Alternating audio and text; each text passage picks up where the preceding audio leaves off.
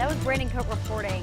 The Live Wax Museum, making learning fun. They'll never forget who they represented or who they chose, but I feel like there was probably a fight over who was going to get to be Selena. Oh, for sure. If they even know who that is. I'm sure they do. It's Texas. I think most yeah, people. you have to know who Selena is. Selena transcends age, I would Yes, say. yes, this is true. Yeah, all right. So I got very little to talk about here. Again, it looks the same as it has the last month or so. And again, as we talked about during first weather, because of the continued dryness, again, lots of burn bans. Don't burn anything outside. That's your PSA for this particular weathercast. 90 out there right now, feels like 89 because relative humidity is on the lower side. It's not dramatically low to the point where we are, really looking at those very high fire danger concerns, but it's low enough that, things could start and spread on us. So keep that in mind. 90 out there in Waco right now, 88 in Temple and Marlin, 90 right now in Cameron.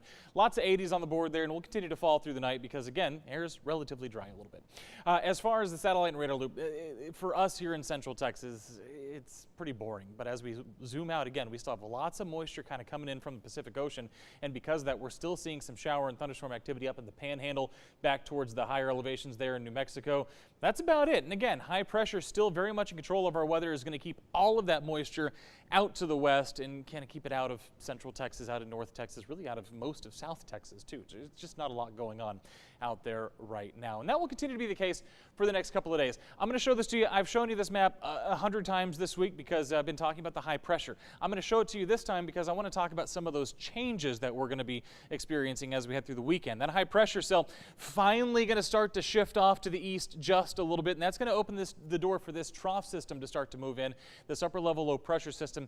That could bring some unsettled weather to parts of Texas. That's right, I don't want to get too specific just yet, and you'll see why here in just a second. But that will kind of spawn a cold front. That's what's going to move through this weekend. That's what's going to bring us at least a little bit of change into our forecast. Again, it's not going to be much, but it is something for us to talk about, which is something that we don't have for the next 3 days. Pretty consistent, lower 60s, upper 80s, Wednesday, Thursday, and Friday. Now for Saturday, our timings changed just a little bit, and because of that, what we're expecting in terms of rainfall has changed just a little bit as well, and unfortunately it hasn't changed for the better. I told you on Sunday, I told you yesterday that there would be changes to this forecast, and that's exactly what we're seeing kind of come to fruition here. Cold front starts to move into parts of the big country there by Friday night. By the time we get to Saturday morning, Saturday afternoon, we're going to start to see it move across the I-35 corridor. Remember, before we were talking late Saturday into Sunday. Now we've kind of sped that up just a little bit. And here's the problem. This particular model, it's the same one I've shown you all week, which had kind of some rain extending into Central Texas, has now pushed that better moisture out into East Texas. And most of the rain you see here on this kind of avoids Central Texas. I'm not taking rain out of the forecast completely. I'm just saying it's gotten a little bit worse for the weekend, unfortunately. So we're going to keep an eye on that. Again, we do still expect some chances for rain as the front comes through.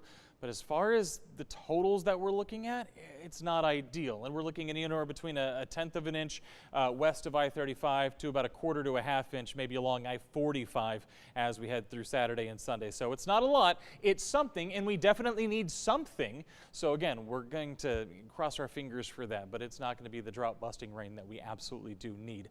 And again, remember, October is our second wettest month, and we just have got nothing through the first 14 days. Again, consistent weather through the weekend. Then as the front comes through, we'll drop about 5 or 6 degrees closer to where we're supposed to be for this time of the year, and we'll keep an eye on those rain chances as well. Remember, to keep up with everything, you can download our 6 Plus app. It's free. Just got to download it on your smart TV.